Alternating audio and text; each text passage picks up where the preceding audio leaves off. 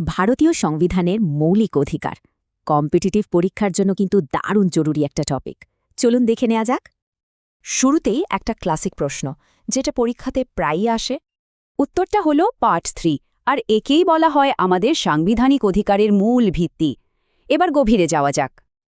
আজকের আলোচনায় আমরা এই বিষয়গুলো এক এক করে দেখব, একদম সহজ করে। এগুলোকে মৌলিক বলার কারণ কি? কারণ দেশের সর্বোচ্চ আইন মানে সংবিধান এগুলোকে গ্যারেন্টি দেয়।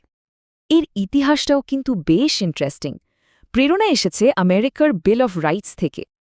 জানেন তো, শুরুতে কিন্তু সংবিধানে 7টা মৌলিক অধিকার ছিল, কিন্তু 1978 সালে একটা বড়সড় পরিবর্তন হয়। মনে রাখবেন, 44তম সংশোধনী আইন। এই সংশোধনীর মাধ্যমে সম্পত্তির অধিকারকে মৌলিক অধিকারের তালিকা থেকে বাদ দেয়া হয়। এখন এটা একটা আইনি অধিকার। তাহলে খুব গুরুত্বপূর্ণ পয়েন্ট হল, এখন মৌলিক অধিকারের সংখ্যা 6টি। এই হলো সেই 6টা অধিকার। এক ঝলকে দেখে নেওয়া যাক কি কি আছে। এখানে একটা দারুণ ব্যাপার আছে, যেটা পরীক্ষায় খুব আসে। কোনগুলো শুধু নাগরিকদের জন্য আর কোনগুলো সবার জন্য।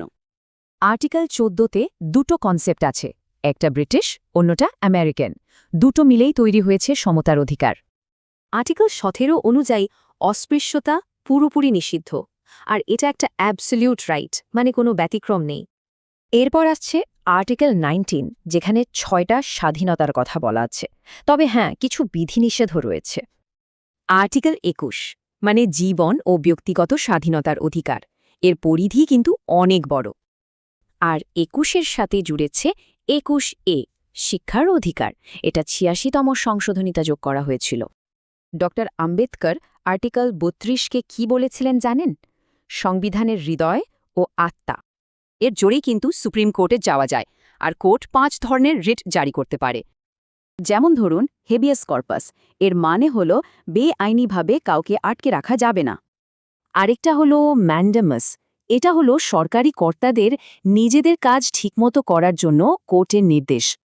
তবে একটা কথা, ন্যাশনাল এমার্জেন্সির সময় কিন্তু এই অধিকারগুলো সাসপেন্ড হতে পারে, শুধু 20 আর 21 বাদে।